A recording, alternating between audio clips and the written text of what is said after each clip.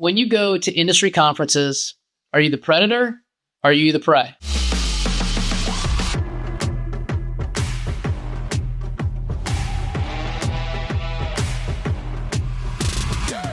On this episode, we're going to talk about different conferences, what to expect when going to these conferences, what the game plan should be when attending them. Some of them, just like I mentioned, are you going to be the predator where you're trying to acquire new business, you're trying to establish relationships, or is it a conference where we just went to last month where a lot of vendors are coming up to us and they're trying to solicit to us, where I think it was, it's kind of a complete 180. So we're being preyed upon? I guess.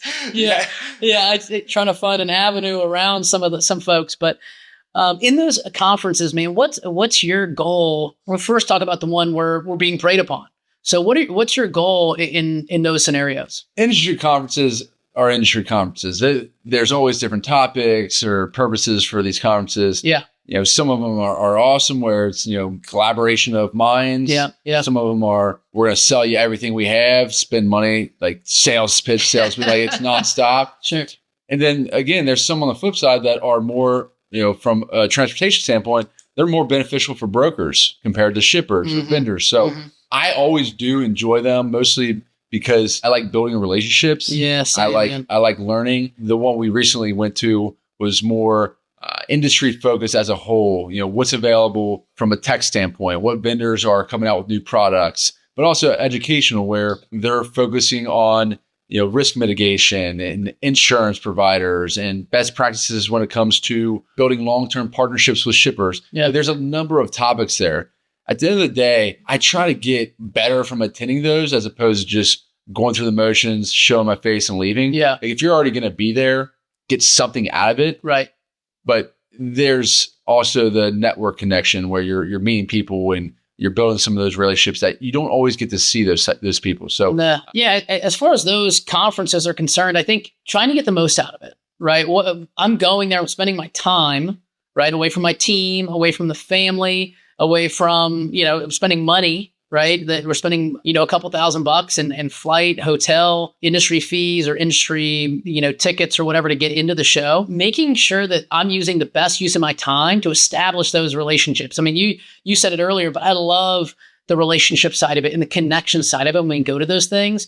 And also learning more about the tech side or learning more about the legal stuff, right? Where it's like, okay, I'm not really well versed in this. How do I get better? And how do I bring this stuff back to our team, in Cincinnati? Where, how do I make them better? And, oh, they mentioned this. You should really think about this on the sales and operations front. I think that kind of the bad part of some of those conferences, especially this past one at the TIA, was there are a lot of vendors and they are looking to sell to us, right? Which God, it's like, okay, I got it. We already have a TMS. We're all set for another couple of years.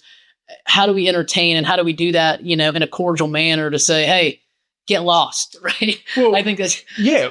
No, I hear you. Yeah. And not saying that one in particular, but there's conferences where you come back from, you're like, that's not even worth it. Yeah. So cross that off the list. If you don't find value in those types of conferences, just don't go again. Correct. But, here's some advice from vendors. We wanted to connect with the vendors that we work with. Mm-hmm. We have relationships there. We don't need every bell and whistle available in the industry. Sure. But if you are setting time, and this goes with us and shippers, but if you are looking for time, I think my time is valuable. Yeah. And you're sending me a generic copy and pasted email that you blasted to every single attendee. Yeah. You mean prior to the conference? Yes. Yes. Okay.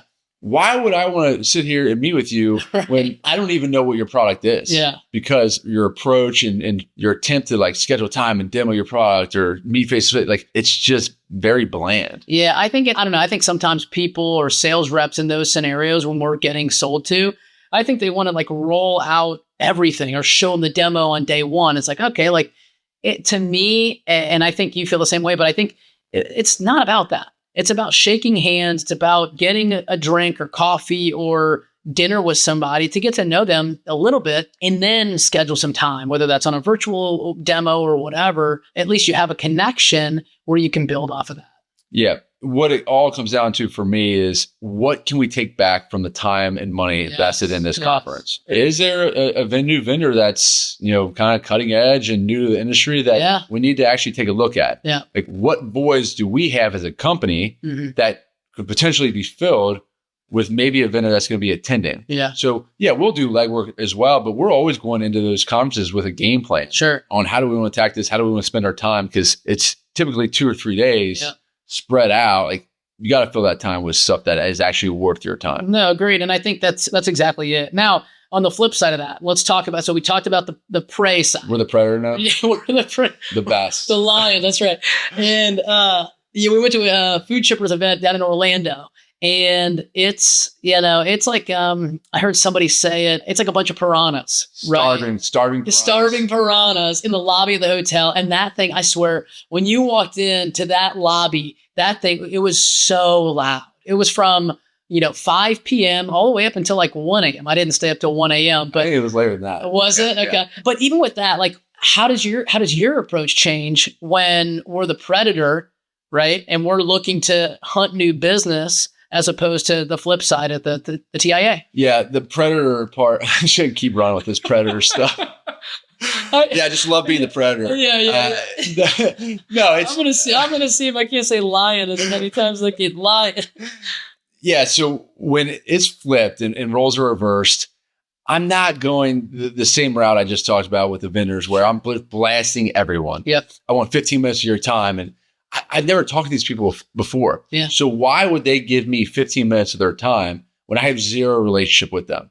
Now, if they are, potentially prospects that I've connected with over the course of a year or 2 years or whatever, and there's a relationship already built and they're familiar with who I am. Yeah, I feel like I have the right to see if they can meet for 5 minutes or grab a coffee or grab lunch or just sit in a side room and talk for 10 minutes. So I will approach people that I have relationships with. Yeah. Anyone I do not have a relationship with, I am always looking to introduce myself. Yeah. I'm always looking to meet. They have, meet and greets at those. They have luncheons.